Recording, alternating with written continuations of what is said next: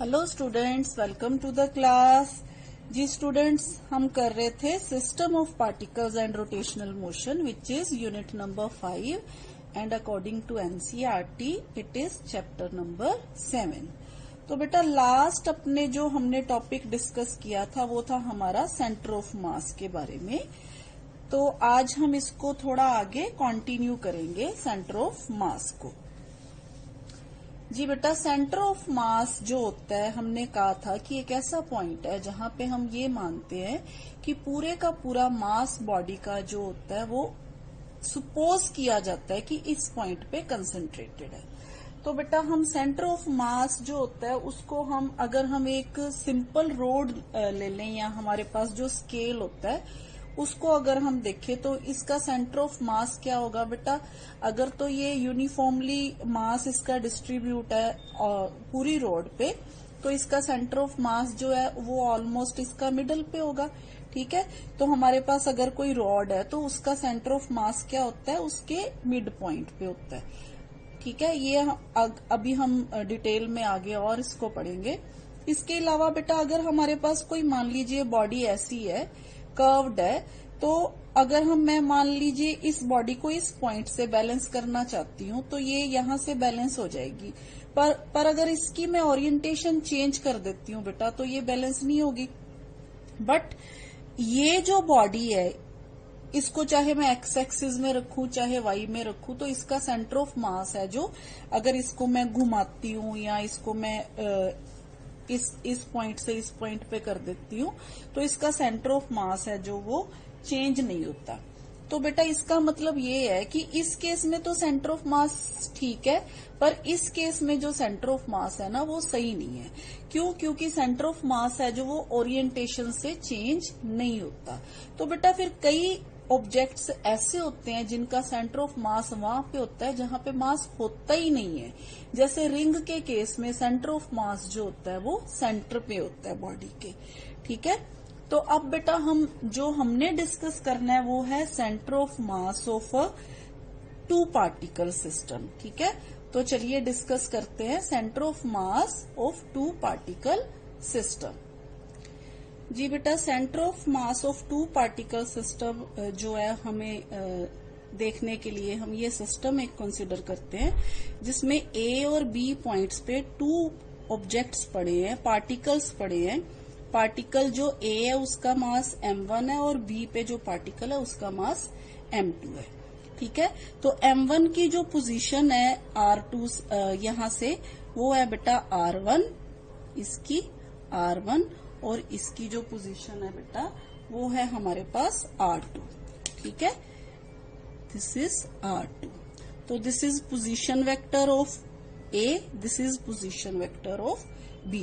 Hair R is position vector of centre of mass, क्योंकि centre of mass in bodies का यहाँ कहीं पे लाई करेगा। ठीक है, अब हमने फाइंड आउट क्या करना है बेटा, ये जो पोजीशन वेक्टर है ना यानी कि RCM है जो सेंटर ऑफ मास का पोजीशन वेक्टर है, इसको हमने फाइंड आउट करना है। अगर हम इसको ऐसे ही लिखे तो बेटा हम इसको इस वे से लिख सकते हैं, RCM यानी कि सेंटर ऑफ मास जो होता है वो M1 R1 plus M2 R2 divided by M1 plus M2 के बराबर होता है। ठीक है, तो ये तो है बेटा सिंपल वे इसको लिखने का।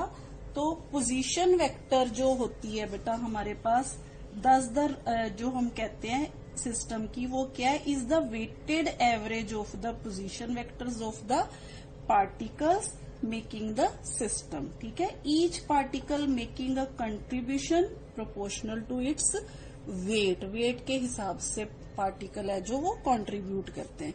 जैसे मैंने आपको बताया था बेटा, मान लीजिए इसका सेंटर ऑफ मास यहाँ सेंटर पे लाई करता है। ठीक है, अगर इस तरफ मैं यहाँ पे थोड़ा और इसका मास बढ़ा देती हूँ कोई चीज यहाँ पे चिपका के, तो जो सेंटर ऑफ मास है ना वो यहाँ से शिफ्ट होके हैवी पार्टिकल की तरफ है जो वो शिफ्ट हो जाता है। ठीक है, तो इसका मतलब क्या है कि पार्टिकल्स जो है मास के हिसाब से कंट्रीब्यूट करते हैं। ठीक है, अब इसी इक्वेशन में बेटा अगर मान लू मैं मास m1 और m2 दोनों बराबर हैं तो हम इसको m के बराबर लिख लेंगे। ठीक है, तो इस केस में बेटा जो हमारा सेंटर ऑफ मास होता है ना, वो हो जाता है r1 plus r2 divided by 2 के बराबर, यानी कि इन दोनों पार्टिकल्स के एग्जैक्टली मिड में आ जाता है, सेंटर में आ जाता है सेंटर ऑफ मास। तो ये तो है बेटा centre of mass in general. अब हम इसको मैथमेटिकली कैसे यूज करेंगे, इवेल्युएट कैसे करेंगे मैथमेटिकली सेंटर ऑफ मास को, इसके लिए बेटा हम इसकी करेंगे मैथमेटिकल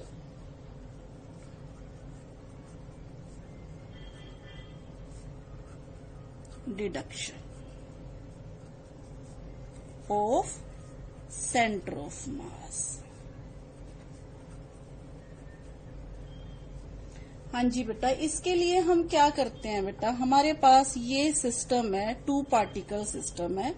अब अगर आपको याद हो, हमने न्यूटन्स लॉ में किया था कि ये दोनों पार्टिकल्स जो होते हैं ना, एक दूसरे पे फोर्स एक्सर्ट करते हैं। ठीक है, जैसे हमने न्यूटन्स लॉ में किया था बेटा, ये वाला पार्टिकल है जो इस तरफ फोर्स एक्सर्ट करेगा, जिसको हम क्या बोलेंगे बेटा 2-1। ठीक है, और ये वाला पार्टिकल है जो इस तरफ फोर्स एक्सर्ट करेगा, जिसको हम लिखेंगे F12। ठीक है, ये दोनों होती है बेटा इंटरनल फोर्सेस। ठीक है, जो पार्टिकल एक दूसरे पे एक्सर्ट करते हैं।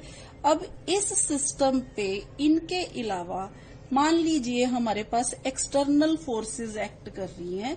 मास m पे मान लीजिए मेरे पास एक्सटर्नल फोर्स एक्ट कर रही है बेटा F1, और इसी तरह से मास m2 पे मेरे पास एक्सटर्नल फोर्स एक्ट कर रही है बेटा F2। ठीक है, अब अगर हम ध्यान से देखें बेटा, इस इक्वेशन में ये F21 और F12 equal and opposite forces है। ठीक है, इन दोनों फोर्सेस का इफेक्ट जो होता है बेटा वो क्या हो जाता है, कैंसिल हो जाता है, और जो नेट इफेक्ट रहता है वो किसका रहता है, एक्सटर्नल फोर्सेस का। ठीक है, अब हम इसको कैसे लिखते हैं ये देखिए जरा। अब ये वाले डायग्राम में बेटा अगर हम OA को लिखें, OA है जो हमारे पास किसके बराबर है, R1 के बराबर। OB है जो बेटा किसके बराबर है, R2 के बराबर। और OC है जो बेटा यानी कि हमारे पास C the position of the mass of the system of 2 particles, यानी कि ये क्या है, it would lie on the line joining A and B। तो हम क्या कहेंगे, OC है जो is equal to R be the position vector of centre of mass. तो OC क्या है हमारे पास, is equal to R which is position vector of centre of mass. Position vector of centre of मास। ठीक है, तो इसको बेटा कई बुक्स में R, कई बुक्स में RCM सेंटर ऑफ मास ऐसे भी एब्रीवेट कर देते हैं। तो बेटा अब इस सारे में हमने देखा कि F1 एंड F2 कौन सी हैं, एक्सटर्नल फोर्सेस हैं, और F21 and F12 internal forces हैं। ठीक है, अब देखिए बेटा, मान लीजिए पार्टिकल जो M1 मास है जिस पार्टिकल का, वो जो है V1 वेलोसिटी से किसी इंस्टेंट पे मूव कर रहा है। मान लीजिए उसकी वेलोसिटी V1 है किसी इंस्टेंट पे, और इसी तरह से पार्टिकल जो मास M2 का है उसकी वेलोसिटी मान लीजिए हमारे पास क्या है, किसी इंस्टेंट पे V2 है। ठीक है, हम मान लेते हैं बेटा, let V1 and V2 be the velocities of M1 and M2 at any instant। ठीक है बेटा, अब हमारे पास वेलोसिटी है जो किससे आती है, डिस्प्लेसमेंट से। ठीक है, तो बेटा एक जो चीज यहाँ पे हमने याद रखनी है वो ये है बेटा, अभी एक्सेलरेशन जो होती है वो होती है rate of change of velocity. ठीक है, और जो वेलोसिटी होती है वो क्या होती है, rate of change of displacement, ठीक है। यहाँ पे अगर हम आर ले रहे हैं तो आर लिख दें।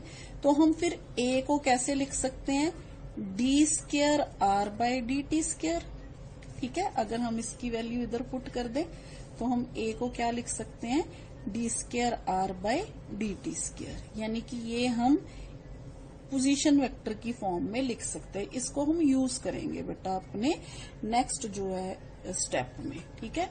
अब मान लिया हमने बेटा v1 वेलोसिटी जो m1 मास की है और v2 वेलोसिटी है जो वो m2 मास की है। तो बेटा फिर m1 का जो लीनियर मोमेंटम है वो कितना हो जाएगा, लीनियर मोमेंटम किसके बराबर होता है बेटा, मास इनटू वेलोसिटी, ठीक है। तो हमारे पास लीनियर मोमेंटम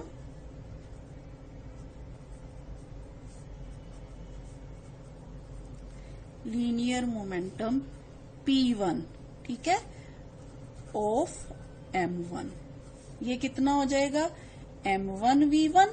इसी तरह से बेटा सिमिलरली हमारे पास P2 किसके बराबर हो जाएगा, M2 V2 के बराबर हो जाएगा, ठीक है।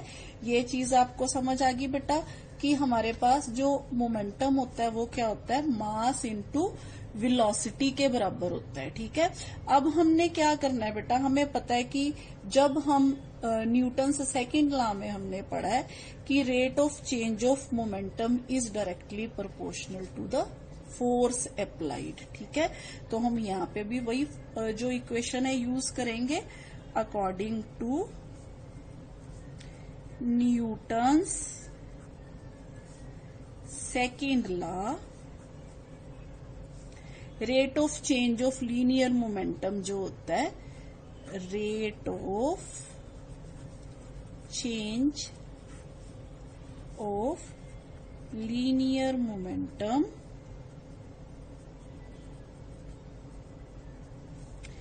Is equal to total force acting, ठीक है, on that particle।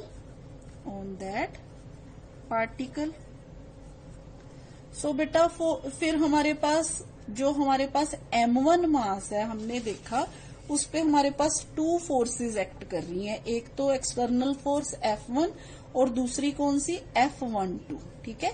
ये दोनों फोर्सेस इसका मोमेंटम चेंज कर रही हैं, लीनियर मोमेंटम किसका, ए का चेंज कर रही हैं। तो बेटा using these Newton's second law हम क्या लिखेंगे बेटा, then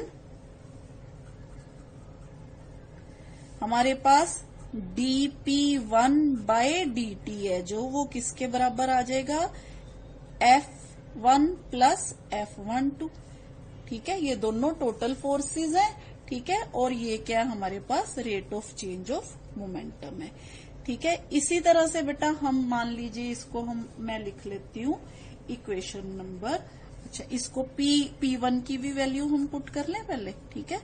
M1 V1 divided by dt is equal to F1 plus F12, ठीक है। इसको लिख लेते हैं बेटा हम इक्वेशन नंबर 1, ठीक है। सिमिलरली बेटा हमारे पास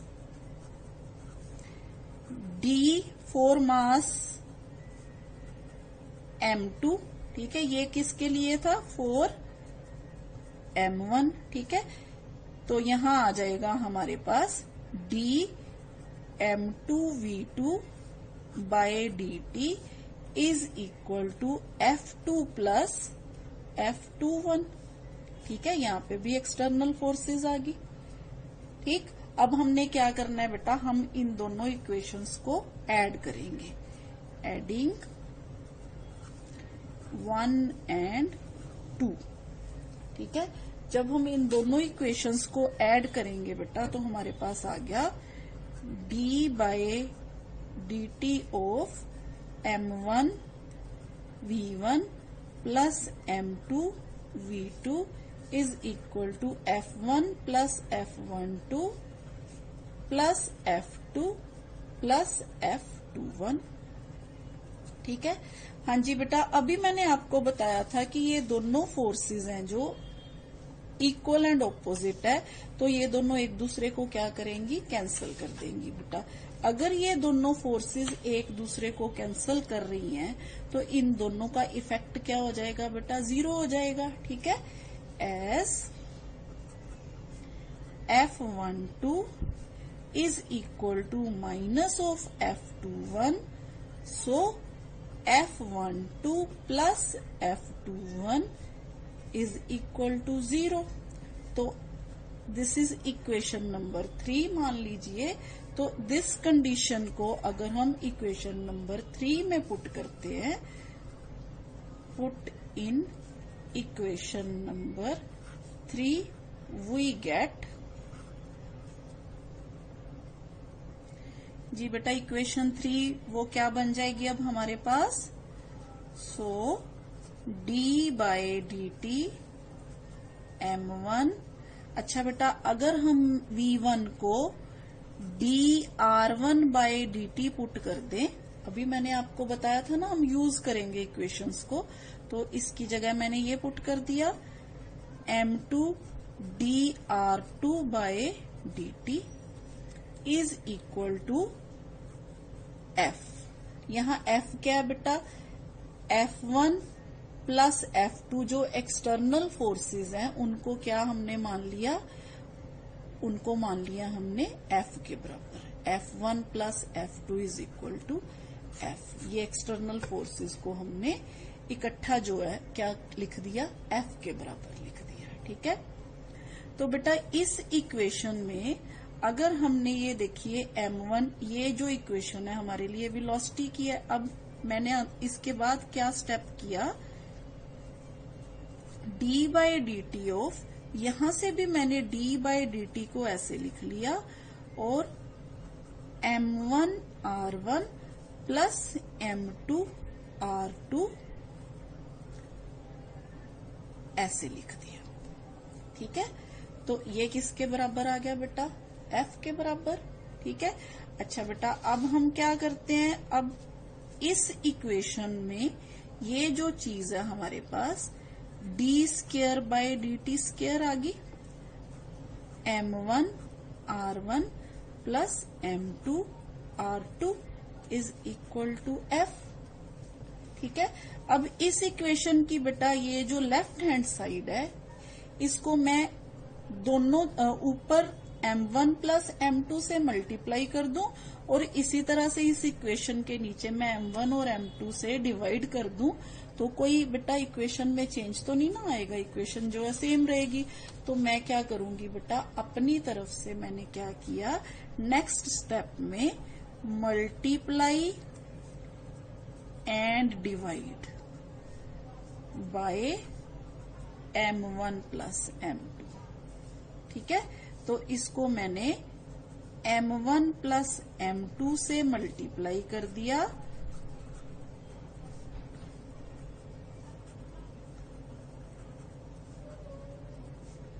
और M1 प्लस M2 से क्या कर दिया, डिवाइड कर दिया। ठीक है, हाँ जी बेटा अब हमारे पास क्योंकि ये पोजीशन वेक्टर्स हैं बेटा,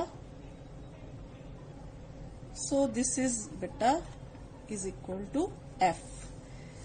अच्छा बेटा अब इस इक्वेशन में अगर आप ध्यान से देखिए तो when whole mass is concentrated at C whose position vector is R, its equation of motion can be written as अगर हमारे पास पूरी जो सिस्टम ऑफ पार्टिकल्स हम बॉडी को क्या मान लें, अगर एक सिस्टम मान लें, 2 पार्टिकल सिस्टम को अगर एक सिस्टम मान ले और R को हम मान ले वो वाला पॉइंट जहां पे हम फोर्स अप्लाई कर रहे हैं, तो वो जो उसके लिए जो हमारे पास इक्वेशन ऑफ मोशन है वो क्या बन जाएगी बेटा, वो ये बन जाएगी जी बेटा। तो हम इस इक्वेशन को इस तरह से लिख सकते हैं ऐसे, M1 plus M2 into D square of R centre of mass divided by dt square is equal to F। Here M1 plus M2 is equal to total mass। ठीक है, अगर हम मान लीजिए टोटल मास M मान लेते हैं, तो बेटा मैंने अभी आपको बताया था कि जो ए होता है वो d square are by D T square होता है, ठीक है। अभी हमने डिस्कस किया था कि ए जो होता है वो d square are by D T square होता है। तो यहाँ पे फिर ये क्या है बेटा, ये एक तरह से ये क्या है, एक्सेलरेशन ऑफ सेंटर ऑफ मास। अगर हम इसको ACM मान लें, ठीक है, इसको हम मान लें ACM, तो बेटा अगर आप देखो तो ये इक्वेशन बन गई F is equal to MA, ठीक है, force is equal to mass into acceleration, ठीक है। तो फिर यहाँ पे एक्सेलरेशन अगर ये वाली इक्वेशन है, क्योंकि F is equal to MA होता है, ठीक है, हमारे पास होता है बेटा F is equal to M into A। अगर ये मास है जो वो M1 प्लस M2 है, तो फिर दूसरी जो चीज है A वो ये होनी चाहिए, ठीक है। तो फिर यहां से हमारे पास बेटा इसका मतलब हमारे पास जो ये है वो क्या है, सेंटर ऑफ मास है। यानी कि हमारे पास अगर हम इस इक्वेशन को कंपेयर कर दें ये वाली इक्वेशन से, मतलब ये दोनों इक्वेशंस अगर हम कंपेयर कर दें, F के बराबर है, ये इसके बराबर है, ठीक है, D square by D T square, और इसका मतलब जो RCM है वो फिर किसके बराबर होना चाहिए, इसके बराबर होना चाहिए। तो हमारे पास यहां से आ गया, अगर हम मान लीजिए इस इक्वेशन को 4 और इस इक्वेशन को 5, दैट इज फ्रॉम 4 एंड 5, तो हमारे पास R जो है वो किसके बराबर आ गया, M1 R1 plus M2 R2 divided by M1 plus M2। ये हमने अभी यही फॉर्मूला जो हमने लिखा था सेंटर ऑफ मास के लिए, ठीक है। अगर हम इसको इस वे से लिख दे, R into multiplied by M1 plus M2 is equal to M1 R1 plus M2 R2, ठीक है, इस वे से भी लिख सकते हैं। जी बेटा, हम इस इक्वेशन को इस वे से अगर लिख दें तो हमारे पास क्या आ रहा है बेटा, product of sum of masses into position vector of centre of mass is equal to sum of product of individual masses into position vector of individual masses. So beta, this equation gives us the position vector of center of mass of the two particle system, ठीक है। जी बेटा, ये तो आ गई हमारे पास centre of मास के लिए जो इक्वेशन है, ठीक है। अच्छा बेटा, अब हम थोड़े पॉइंट्स डिस्कस कर लेते हैं। इसमें से हमने क्या क्या देखा। फर्स्ट पॉइंट बेटा जो हमने इस इक्वेशन में सेंटर ऑफ मास में हमने देखा वो ये कि motion of total mass of the system is described under the effect of external forces only, ठीक है। The internal forces between the particles forming the system cancel out in pairs, ठीक है, ये हमने अभी इसमें डिस्कस किया। अच्छा बेटा, नेक्स्ट पॉइंट है जो हमारा वो है motion of the system can be studied either by applying Newton's second law to individual particles or by applying to the mass m1 plus m2 यानी कि टोटल मास पे located at center of mass, ठीक है। तो ये हो गया बेटा हमारा सेकंड पॉइंट।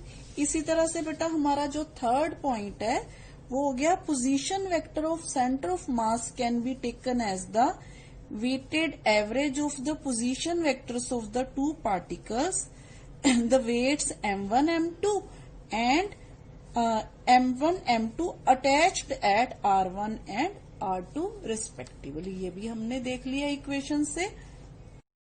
जी बेटा, नेक्स्ट पॉइंट है हमारा, if centre of mass of two particles of the system were at the origin that is r is equal to 0, then from equation number 6, बेटा ये हमारे पास इक्वेशन नंबर 6 है।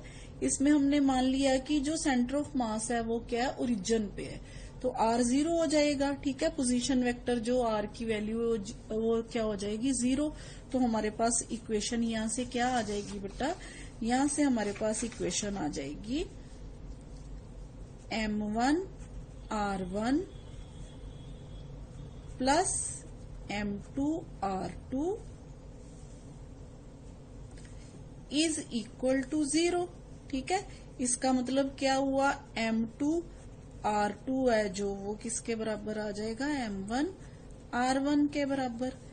अगर हम यहां से R2 की वैल्यू फाइंड आउट करेंगे तो वो minus of M1 M2 into R1 के बराबर आएगा। ठीक है, ये इक्वेशन हमें क्या शो करती है बेटा, that if R1 is negative R2 is positive, it means if M1 lies on the left of the origin, then M2 lies on the right of the origin।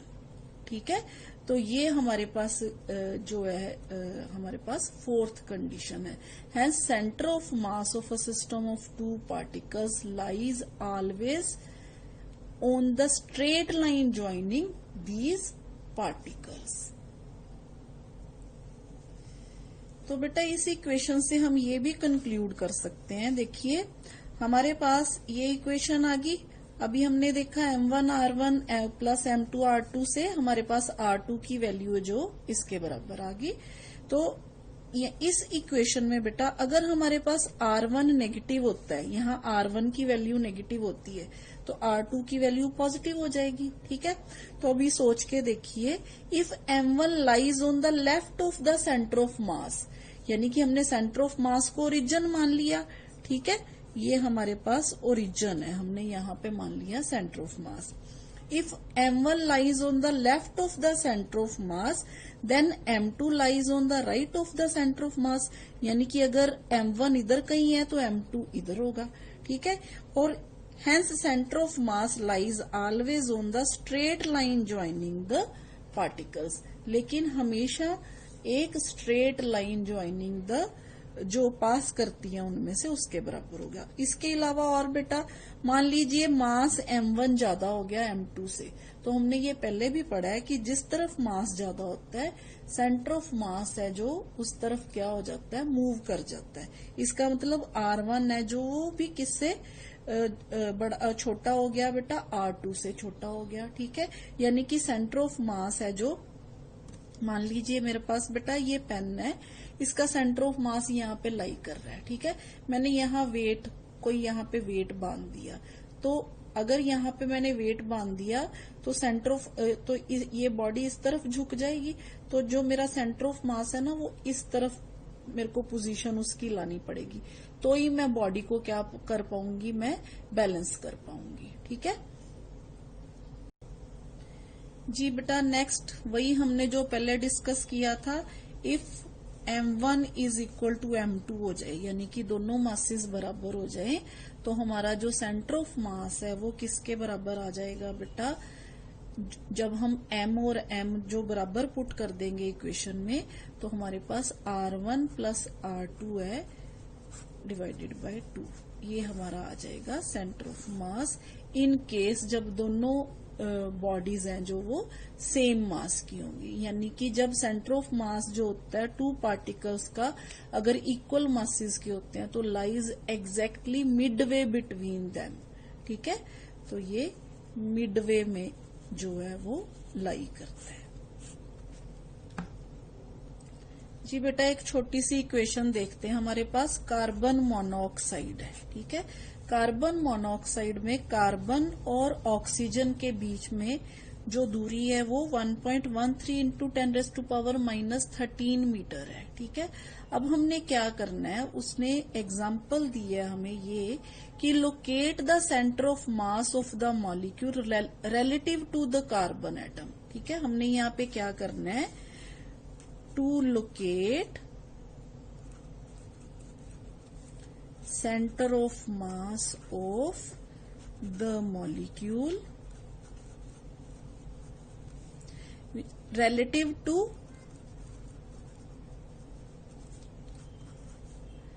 Carbon atom. जी बेटा, जब हमने कहा कि relative to carbon atom यानी कि with respect to carbon हमने find out करना है, विद रिस्पेक्ट टू कार्बन। अगर विद रिस्पेक्ट टू जो है कार्बन है बेटा, तो हम सेंटर ऑफ मास में जो हमारे पास ये कंडीशन थी M1x1 plus M2x2 bye M1 plus M2। ठीक है। तो इस इक्वेशन में बेटा हमारे पास x1 है, जो अगर हम कार्बन की तरफ लेते हैं तो इस केस में हमारे पास x1 जो है वो 0 आ जाता है, ठीक है, क्योंकि हमने कार्बन को एज अ ओरिजिन ही लिया है, ठीक है। तो हमारे पास x1 0 है, तो नेचुरली C से O इतनी दूरी पे है, तो x2 फिर कितना हो जाएगा, x2 इज इक्वल टू इतनी दूरी हो जाएगी, ठीक है। अब M1 कितना है, मास ऑफ जो कार्बन होता है बेटा हमारे पास वो होता है 12, और मास ऑफ जो ऑक्सीजन है वो हमारे पास 16 है, ये कार्बन का, ये ऑक्सीजन का, ठीक है। तो हमारे पास अब फॉर्मूला क्या होता है बेटा, यही फॉर्मूला सेम। तो इस फॉर्मूला में हमने centre of mass find out करने के लिए x हमारे पास किसके बराबर आ गया, ये 0 है, तो ये 0 आ गई पहली टर्म, प्लस M2 16 है, 16 into 1.13 into 10⁻⁻10 divided by M1 plus M2, यानी कि 12 प्लस 16। तो जब हम इसको सॉल्व करेंगे बेटा तो हमारे पास आंसर है वो आ जाएगा 0.646 इंटू 10⁻⁻10 मीटर, यानी कि इसका जो सेंटर ऑफ मास है विद रिस्पेक्ट टू अगर हम कार्बन फाइंड आउट करें तो वो यहां से इतनी दूरी पे आता है। सो बेटा it was all about centre of mass of system of 2 particle system. थोड़ा लेंथी टॉपिक था बेटा जरूर, पर डिफिकल्ट नहीं है, बिल्कुल इजी टॉपिक है, तो इसको जरूर रिवाइज कीजिएगा। थैंक यू बेटा।